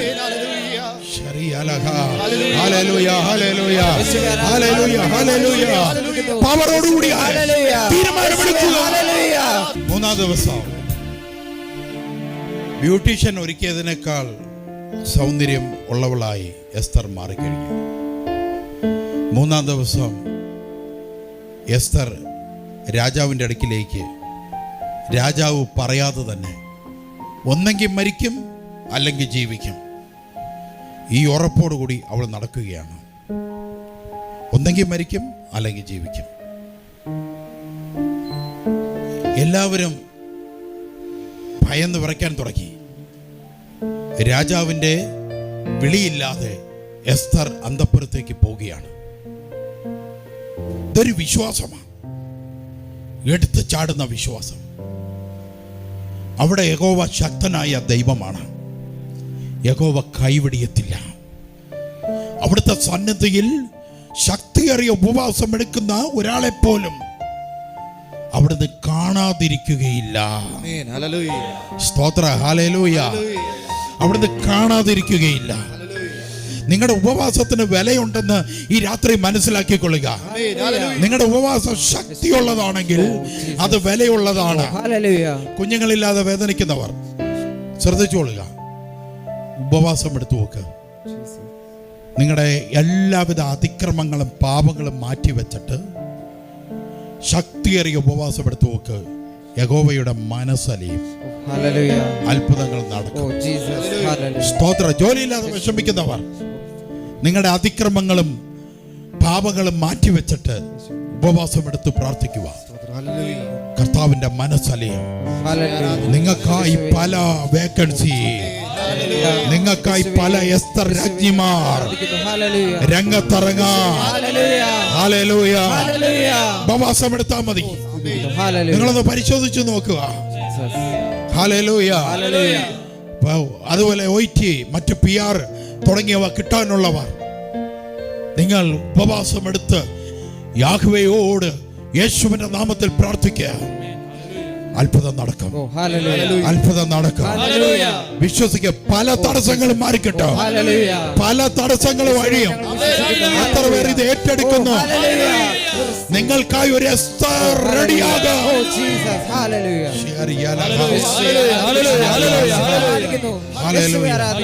ഗൾഫ് രാജ്യങ്ങളിലൊക്കെ പോകുന്നവർക്ക് ചില കാര്യങ്ങൾ ഇല്ലാതെ വിഷമിക്കുമ്പോൾ അവരുടെ കുടുംബങ്ങൾ ഇരുന്ന് ഉപവാസം എടുത്തിട്ട് ദൈവത്തിന്റെ മനസ്സലിഞ്ഞിട്ട് ചില എസ്തർമാരെ ഗവൺമെന്റ് ഓഫീസുകളിൽ നിർത്തിയ ചരിത്രമുണ്ട് ദൈവത്തിന്. ഹല്ലേലൂയ. സ്തോത്രം. ഹല്ലേലൂയ. വിഷമിച്ച് തലകുനിച്ച് നിൽക്കുമ്പോൾ ഇറങ്ങി വന്നിട്ട് നീ എന്താ ഇവിടെ നിൽക്കുന്നത്, നീ ആരാണ് എന്ന് ചോദിക്കുവാൻ ചില എസ്തർമാരെ ഒരുക്കുന്നത് ഈ ദൈവമാണ്.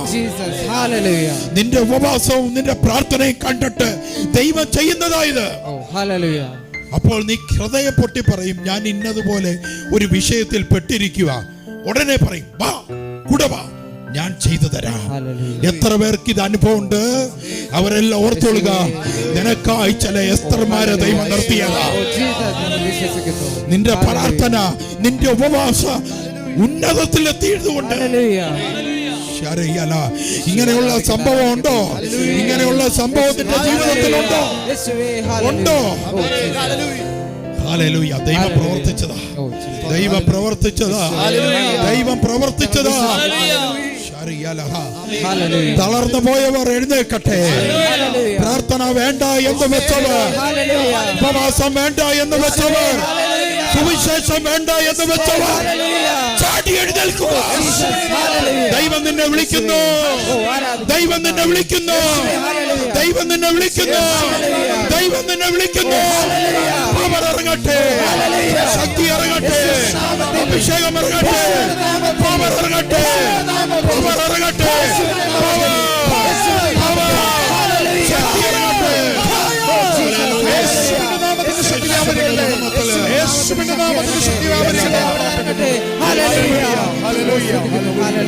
ഞങ്ങൾ പ്രാർത്ഥിക്കുന്നു. ദൈവമേ, യേശുവേ ആരാധന. എസ്തറിന് എല്ലാം ഉണ്ട്, രാജകൊട്ടാരമുണ്ട്, സകലതുമുണ്ട്. പക്ഷെ മരണഭയം വന്ന് നിൽക്കുകയാണ്. ചിലവർക്ക് അങ്ങനെ എല്ലാം ഉണ്ട്, പക്ഷേ ചില സമയത്ത് വേദനയും വിഷമങ്ങളുമായിരിക്കും. അവിടെ എല്ലാം രക്ഷപ്പെടുന്നത് ഉപവാസത്തിലാണ്, പ്രാർത്ഥനയിലാണ്. അവിടെ എല്ലാം രക്ഷപ്പെടുന്നത്. എസ്തർ നടന്നുകൊണ്ടിരിക്കുകയാണ്. രാജാവിൻ്റെ സിംഹാസനത്തിൻ്റെ അവിടെ എത്തിയപ്പോൾ 10-14 വയസ്സുള്ള ഒരു കൊച്ചു പെണ്ണല്ലേ, അവൾ പേടിച്ച് വിറയ്ക്കാൻ തുടങ്ങി. പെട്ടെന്ന് രാജാവ് തിരിഞ്ഞു നോക്കി. താനൊന്ന് വിളിക്കാതെ ആൾപ്പെരുമാറ്റം. രാജാവ് ക്രൂര മുഖത്തോടെ തിരിഞ്ഞു നോക്കിയാണ്. തിരിഞ്ഞു നോക്കിയതും എസ്തർ പെട്ടെന്ന് ബോധം കെട്ട് വീഴുന്ന തരത്തിൽ അവളിങ്ങനെ വീഴാൻ പോയി. രാജാവ് കസരയിൽ നിന്ന് ഓട്ടി എഴുന്നേറ്റ് അവളെ താങ്ങി. അവളോട് എന്തോ രാജാവിൻ്റെ കോപം പോയി. രാജാവിന് സ്നേഹമുള്ളൊരു ഹൃദയമുണ്ടായി. എസ്തർ, നീ എന്തിനാ വന്നത്? സ്നേഹത്തോടെ ചോദിച്ചു.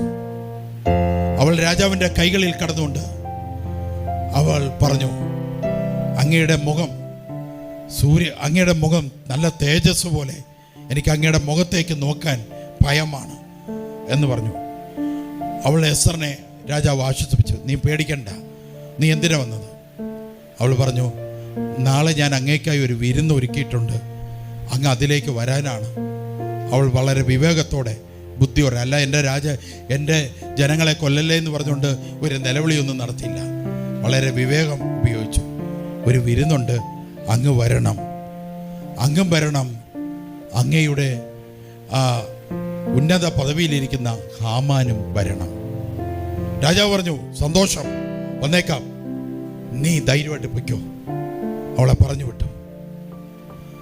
തൻ്റെ പ്രാർത്ഥന കേട്ട ദൈവത്തിന് നന്ദിയും പറഞ്ഞുകൊണ്ട് അവൾ തിരിച്ചു വരികയാണ്. നിയമങ്ങളെ മാറ്റിയെഴുതുന്ന ദൈവം, നിയമങ്ങളെ മാറ്റിയെഴുതേണ്ട സമയത്ത് മാറ്റിയെഴുതുന്ന ദൈവം. ആ പ്രാർത്ഥനയും കേട്ട് നന്ദി പറഞ്ഞുകൊണ്ട് അവൾ വരികയാണ്. ഈ സമയത്ത് ദൈവത്തിന്റെ പ്രവൃത്തി മറ്റൊന്ന് നടക്കുകയാണ്.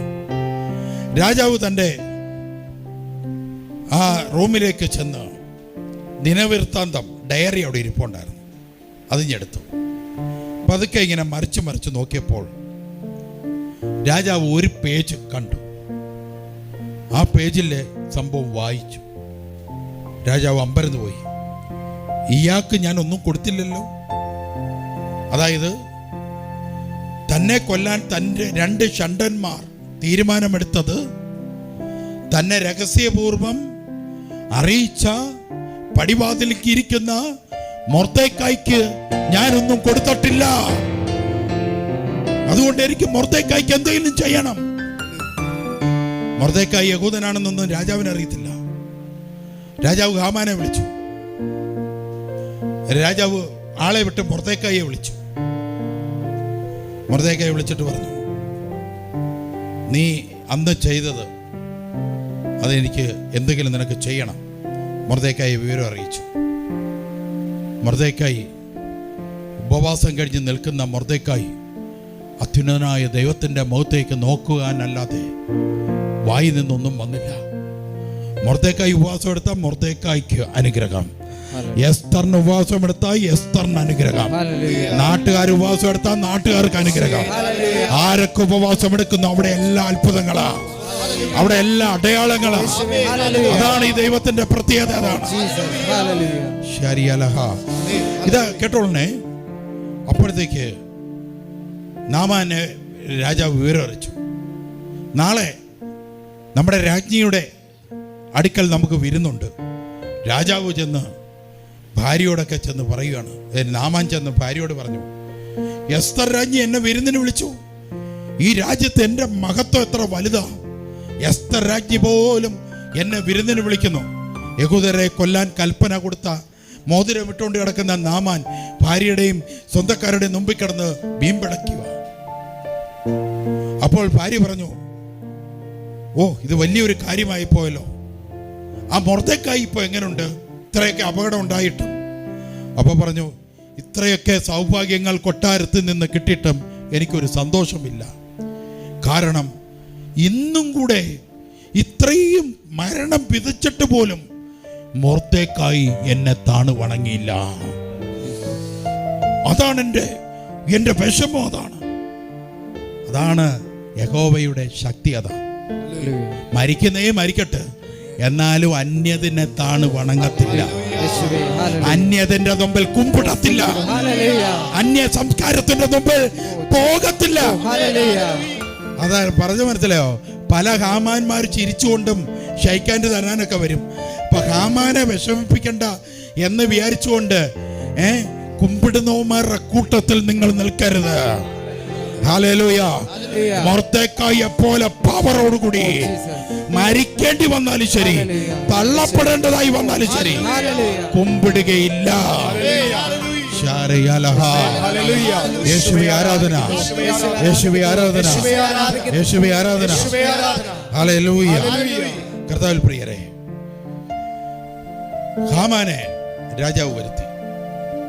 അപ്പോൾ ഹാമാന്റെ ഭാര്യ പറഞ്ഞു, അല്ല വീട്ടിൽ വെച്ച് ഭാര്യ പറഞ്ഞു, അയാൾ ഇന്നും കൂടെ നിന്നെ കുമ്പിട്ടില്ലല്ലേ? ഹാമാന്റെ ഭാര്യ പറഞ്ഞു, ഒരു കഴുമരം ഉണ്ടാക്കാൻ പറഞ്ഞു. ഉണ്ടാക്കിയിട്ട് എസ്തറിന്റെ വിരുന്ന് കഴിഞ്ഞ് വന്നിട്ട് മൊർദെഖായിയെ എല്ലാവരും കാണെ തൂക്കി കൊല്ലണമെന്ന് പറഞ്ഞു. അതായത് എസ്തറിന്റെ വളർത്ത പിതാവിനെ തൂക്കിക്കൊല്ലണം, എല്ലാവരും കാണാം. അയാളാണല്ലോ എഴുന്നേക്കാത്തത്. അപ്പൊ ഹാമാൻ പറഞ്ഞു, ഞാൻ വിരുന്നിന് പോയിട്ട് വരട്ടെ, എന്നിട്ട് ചെയ്യാം. അങ്ങനെ വിരുന്നിനായിട്ട് കൊട്ടാരത്തിലേക്ക് ഹാമാൻ ഇങ്ങനെ നല്ല അണിഞ്ഞൊരുങ്ങി ചെല്ലുകയാണ്. രാജാവ് ഹാമാനെ കണ്ടോണ്ട് ചോദിച്ചു, വരാൻ പറഞ്ഞു. ഞാൻ നിന്നോടൊരു കാര്യം ചോദിക്കുക, നീ എനിക്ക് ഉത്തരം പറയണം. ഉടനെ അങ്ങ് ചോദിച്ചോ. അങ്ങ് ചോദിക്കാതെ എന്താ, ഞാൻ എന്തോടേലും പറയാം. ഹാമാൻ ഭയങ്കര സന്തോഷത്തില്ല. ഒന്ന് തൂക്കുമരം അവിടെ കെട്ടിക്കൊണ്ടിരിക്കുന്നു, രണ്ട് ഈ വിരുന്ന് കഴിഞ്ഞ ഉടനെ എൻ്റെ ശത്രുവിനെ തോൽപ്പിക്കണം, കൊല്ലണം. അതിൻ്റെ കൂടെ രാജാവിൻ്റെ സ്നേഹവും. ഹാമാൻ നിന്നിട്ട് നിപ്പ് വരുന്നില്ല, ഇരുന്നിട്ട് ഇരിപ്പ് വരുന്നില്ല. രാജാവ് പറഞ്ഞു, ഞാൻ ഒരാളെ ബഹുമാനിക്കാൻ തീരുമാനമെടുത്താൽ സമൂഹം കാണെ എനിക്ക് അയാളെ ബഹുമാനിക്കണം. അത് എങ്ങനെയാണ്? നീ എനിക്കൊരു ഐഡിയ പറഞ്ഞ. അപ്പൊ ഹാമാൻ പതുക്കെ ചിന്തിച്ചു, എടാ, രാജാവിന് ബഹുമാനിക്കാൻ ഞാനല്ലാതെ മറ്റാരാ ഉള്ളത്? അപ്പൊ എന്നെ ആയിരിക്കും രാജാവ് ഉദ്ദേശിക്കുന്നത്. അപ്പൊ ഇച്ചിരി കൂടിയത് പറയാം എന്ന് വിചാരിച്ചോണ്ട് ഹാമാൻ പറഞ്ഞു, രാജാവെ, അങ്ങയുടെ കുതിരയുടെ മണ്ടയിൽ അങ്ങ് ബഹുമാനിക്കാനിരിക്കുന്ന ആളിനെ കയറ്റിയിരുത്തണം. അങ്ങിടുന്ന രാജകീയ വസ്ത്രങ്ങൾ ഊരി അവന് കൊടുക്കണം. എന്നിട്ട് ഒരാളെ നിർത്തിയിട്ട് പറയണം, രാജാവ് ബഹുമാനിക്കുന്ന ആൾ ഇദ്ദേഹമാണ് എന്ന് ഇങ്ങനെ നമ്മുടെ രാജ്യത്തിലൂടെ എല്ലാം പറയിപ്പിച്ച് കൊണ്ടു കിടക്കണം. അപ്പോൾ രാജാവ് പറഞ്ഞു, കൊള്ളാം, നീ പറഞ്ഞത് തന്നെ ചെയ്യാം. നീ പോയി ആ മൊർദെഖായിയെ ഇനി വിളിച്ചോണ്ട് വരാൻ പറഞ്ഞു. മൊർദെഖായിയോ? അതെ, മൊർദെഖായിയെ വിളിച്ചോണ്ട് വാ. എന്നിട്ട് നീ പറഞ്ഞത് അവന് ചെയ്യണം. അവന്റെ കൂടെ നീ നടന്നിട്ട് നീ ഇവനെ രാജാവ് ബഹുമാനിക്കുന്നെന്ന് പറഞ്ഞ് നടക്കണം.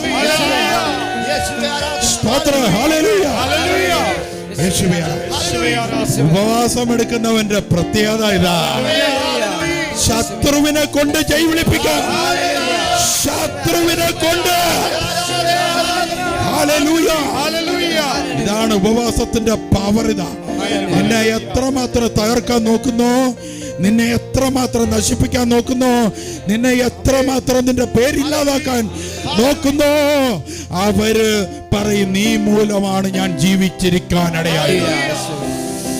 അവര് നിന്റെ കയ്യിൽ നിന്ന് ഒരു ഗ്ലാസ് വെള്ളം മേടിച്ചു കുടിച്ചിട്ട് മരിക്കാൻ ഇടയാകും. തള്ളപ്പെട്ടവർ നിനക്ക് നാളെ പ്രയോജനമുള്ളവരായി പറഞ്ഞ് മനസ്സിലാവുന്നുണ്ടോ? നിന്നെ തള്ളിക്കളഞ്ഞില്ലയോ, നിന്നെ മാറ്റി നിർത്തിയില്ലയോ?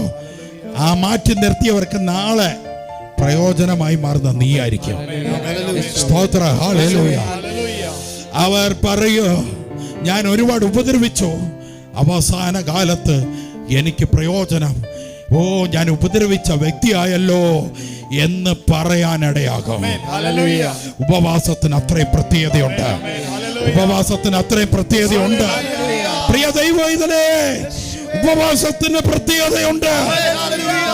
ജീവിക്കുന്ന ദൈവം അത് കേൾക്കുന്നതാണ്. ജീവിക്കുന്ന ദൈവം അത് കാണുന്നതാണ്. ഇപ്പൊ മൊർദെഖായിയെ കൊണ്ട് ഹാമാൻ നടക്കുകയാ. രാജാവ് ബഹുമാനിക്കുന്നവൻ അപ്പോഴും മൊർദെഖായിക്ക് കഴുമരം കെട്ടിക്കൊണ്ട് മറു സൈഡിൽ ഇരിക്കുമ്പോൾ ഈ സൈഡിൽ ഈ വ്യക്തിയെ കൊണ്ട് തന്നെ രാജാവ് ബഹുമാനിക്കുന്നവൻ എന്ന് വിളിച്ചു പറയിപ്പിക്കുകയാണ്. ദൈവം നിശബ്ദനാണ്. ദൈവം ഉണ്ടോന്ന് ചോദിച്ചാൽ നമുക്കൊന്നും കാണത്തില്ല. പക്ഷെ മനുഷ്യരുടെ അകത്ത് നടക്കുന്ന പ്രവൃത്തിയിലൂടെ ദൈവമുണ്ടെന്ന് വെളിപ്പെടുത്തി തരാം.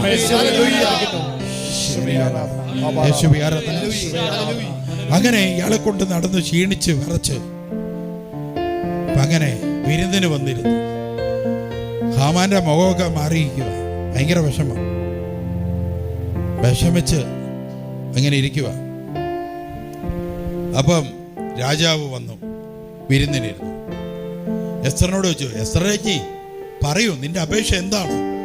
നീ എന്തിനാണ് എന്നെ കാണാൻ വന്നത്? അപ്പോൾ എസ്തർ പറഞ്ഞു, രാജാവേ, എന്നെയും എൻ്റെ ജനത്തെയും കൊല്ലുവാൻ അങ്ങ് കൽപ്പന പുറപ്പെടുവിപ്പിച്ചിരിക്കുന്നു. ഞങ്ങൾ ഇത്രാം തീയതി മരിക്കും. അങ്ങയുടെ കൊട്ടാരത്തിനെതിരെ ചതിവിൽ ഒരാൾ ഗൂഢാലോചന നടത്തി. അവരെ കൊല്ലുന്ന കൂട്ടത്തിൽ ഞാനും മരണപ്പെടും. കാരണം അങ്ങ് കൊല്ലാൻ കൽപ്പിച്ച യഹൂദയാണ് ഞാനും. അവൾ കരയുകയായിരുന്നു. രാജാവ് പെട്ടെന്ന് കോപം കൊണ്ട് ജ്വലിച്ചു. എസ്തർ, നിന്നെ കൊല്ലാൻ ആരെ കൽപ്പന ഉറപ്പിച്ചത്? അപ്പോൾ അവൾ പറഞ്ഞു, ഈ അങ്ങയുടെ അടുത്തിരിക്കുന്ന ഈ നീചനായ ഹാമാനാണ് എന്ന് പറഞ്ഞു. രാജാവ് കോപം കൊണ്ട് ചാടി എഴുന്നേറ്റു, നേരെ പൂന്തോട്ടത്തിലേക്ക് നടന്നു. രാജാവ് എന്തു ചെയ്യും? രാജാവ് ഇങ്ങനെ കോപം കൊണ്ട് പൂന്തോട്ടത്തിൽ പോയി ചിന്തിച്ചുകൊണ്ടിരിക്കുക. ഈ സമയത്ത് ഹാമാൻ രാജാവ് പോയത് തക്കം നോക്കിയിട്ട് എസ്തർ രാജ്ഞിയുടെ കാലേ വീണിട്ട് ജീവൻ രക്ഷിക്കാൻ വേണ്ടി അപേക്ഷിക്കാമെന്ന് തീരുമാനമെടുത്തുകൊണ്ട് അയാളിങ്ങനെ നടന്നു. എസ്തർ രാജ്ഞിയുടെ മുമ്പിൽ ചെന്നിട്ട് എൻ്റെ ജീവൻ രക്ഷിക്കണേ എന്ന് പറഞ്ഞ് കരഞ്ഞപ്പോൾ കാല് തട്ടി എസ്തർ രാജ്ഞിയുടെ മണ്ടേ വീണു. രാജാവ് ആ സമയത്ത് തിരിച്ചു വന്നപ്പോൾ നോക്കിയപ്പോൾ കാണാം എസ്തർ രാജ്ഞിയെ കടന്നു പിടിക്കുന്ന ഹാമാനെയാണ് കാണുന്നത്. എടാ, നീ എൻ്റെ മുമ്പിൽ വെച്ച് എസ്തറിനെ കയറി പിടിക്കാറായോടാ? അപ്പൊ തന്നെ അത്രേ പറഞ്ഞതേ ഉള്ളൂ, പെട്ടെന്നില്ല കറുത്ത മൂട് പടമെന്ന് ഹാമാന്റെ ദേഹത്ത് വീണു, വരിഞ്ഞു കെട്ടിക്കൊണ്ടുപോയി നേരെ ഇതാ മൊർദെഖായിക്ക് ഉണ്ടാക്കിക്കൊണ്ടിരുന്ന കഴുമരത്തിൽ ഹാമാനെ കൊണ്ട് തൂക്കിയിട്ടു. കർത്താവിൽ പ്രിയരെ, ശത്രു നിനക്കായി കഴുമരമൊക്കെ പണിയാം, അതിൽ ശത്രു തന്നെ ചെന്ന് വീഴാം. അതാണ് നമുക്ക് ഇന്ന് വെളിപ്പെടുത്തി തന്നത്. ശത്രു തന്നെ വന്ന് വീഴും. അല്പമൊക്കെ ശത്രു ജയിക്കുന്ന കാണുമ്പോൾ പ്രാർത്ഥനയിൽ നിന്ന് അകലരുത്, പ്രാർത്ഥനയിൽ നിന്ന് ഓടിപ്പോകരുത്, സുവിശേഷത്തിൽ നിന്ന് അകന്നു പോകരുത്. ഹല്ലേലൂയ. പട്ടിണി കിടന്ന് നമുക്കൊക്കെ പണം ഉണ്ടാകുമ്പോൾ, പണത്തിന്റെ സമ്പത്ത് കൂടിക്കഴിയുമ്പോൾ പ്രാർത്ഥനയിൽ നിന്ന് അകലരുത്, സുവിശേഷത്തിൽ നിന്ന് അകലരുത്. ഈ പണം കൊണ്ട് കൂടിക്കഴിയുമ്പോഴാ സുവിശേഷത്തിൽ നിന്ന് അകലാൻ ഇടയാകുന്നത്. പിന്നെ സുവിശേഷം വേണ്ട, പക്ഷെ അത് വരരുത്. ഉപവാസവും പ്രാർത്ഥനയ്ക്കും ബലയിടുന്ന ദൈവമാണ് നമ്മുടേത്. എസ്തറിന് പണത്തിന് കുറവില്ല, എസ്തറിന് സമ്പത്തിന് കുറവില്ലായിരുന്നു, പക്ഷേ യഹോവ ഭക്തയായിരുന്നു. അവൾ മരിക്കാൻ പോലും തയ്യാറായി തൻ്റെ ജനത്തിന് വേണ്ടിയിട്ട്. കർത്താവിൽ പ്രിയരെ, ആത്മാക്കൾ ഒരുപാട് നശിച്ചുകൊണ്ടിരിക്കുന്നു. അനേക സ്ഥലങ്ങളിൽ ചെറുപ്പക്കാർ നശിച്ചുകൊണ്ടിരിക്കുന്നു. ഞങ്ങളുടെ യൂത്ത് ബൈജു ബ്രദർ, ലിജു ബ്രദറൊക്കെ അടങ്ങുന്ന ടീം, ഇവിടെ ഡെസ്റ്റിൻ ബ്രദർ, ഡിനോ ബ്രദർ, അതുപോലെ വിവിൻ ബ്രദർ അടങ്ങുന്ന ടീം, അതുപോലെ ഷൈനി സിസ്റ്റർ പോലെ ഉള്ള സിസ്റ്റേഴ്സ്, ഇങ്ങനെയൊക്കെയുള്ള സകല ഞങ്ങളുടെ കൂട്ടത്തിലുള്ള സകല ടീമുകളും അവർ സമയമില്ലാതെ ഓടി നടക്കുകയാണ്. ആത്മാക്കൾ നശിക്കാതിരിക്കാൻ വേണ്ടിയിട്ട്, ആത്മാക്കൾ തകർന്നു പോകാതിരിക്കാൻ വേണ്ടിയിട്ട് അവർ ഓടുകയാണ്. വീടും കളഞ്ഞ് കുഞ്ഞുങ്ങളെ കളഞ്ഞ് അവർ ഓടുകയാണ്. എസ്തർ രാജ്ഞിയെ പോലെ ചിന്ത അവർക്കുണ്ട്. അവർ പ്രവർത്തിക്കുക. അവർ ഇന്ന് ഒരിടത്താണ്, മറ്റൊന്ന് വേറെടുത്ത ഓടുകയാ. എത്ര പേർ തയ്യാറാണ് കർത്താവിന് വേണ്ടി ഇറങ്ങുവാൻ, കർത്താവിന് വേണ്ടി ഇറങ്ങിത്തിരിക്കുവാൻ? എത്ര പേർ? ഹല്ലേലൂയ. ഇന്ന് രാത്രി അവരെ ദൈവം അനുഗ്രഹിക്കാൻ ഇറങ്ങി വരട്ടെ, അവരെ ദൈവം അനുഗ്രഹിക്കട്ടെ. ഈ ക്ലാസ് കേട്ട യുവാക്കന്മാരെ, ഈ ക്ലാസ് കേട്ട യുവതിമാരെ, നിങ്ങളെ കുറിച്ച് ദൈവത്തിനൊരു പദ്ധതിയുണ്ട്, നിങ്ങളെ കുറിച്ച് ദൈവത്തിനൊരു പ്ലാൻ ഉണ്ട്. അത് നിങ്ങളുടെ നാശത്തിനുള്ളതല്ല, നിങ്ങളുടെ ഉപവാസത്തിന് വിലയിട. നിങ്ങളുടെ ഉപവാസം കണ്ടില്ലെന്ന് നടിക്കുന്നവരല്ല. അതുകൊണ്ട് നിങ്ങളുടെ പ്രാർത്ഥനയും ഉപവാസവും കാണുന്ന ഒരു കർത്താവുണ്ടെന്ന് വിശ്വസിക്കുക. ആ വിശ്വാസത്തോടെ ഇന്നത്തെ പ്രാർത്ഥനയിൽ ഉറച്ചു നിൽക്കുക. കർത്താവിന്റെ കൂടെ ഞങ്ങൾ ഉണ്ടെന്ന് പറയുക, വചനത്തിന്റെ കൂടെ ഞങ്ങൾ ഉണ്ടെന്ന് പറയുക. സൗഭാഗ്യങ്ങൾ കിട്ടുമ്പോൾ ഇട്ടെറിഞ്ഞു പോകുന്നവരുടെ കൂട്ടത്തിൽ നിങ്ങളുടെ പേരുണ്ടാകരുത്. ഹല്ലേലൂയ. കർത്താവിനോട് പറയുക, ഞങ്ങളുണ്ട് കർത്താവേ, കത്ത് ജ്വലിക്കുന്നവരായി, ഉണർവിന്റെ മക്കളായി ഞങ്ങളുണ്ട് കർത്താവേ, നിന്റെ കൂടെ ഞങ്ങളുണ്ട് കർത്താവേ.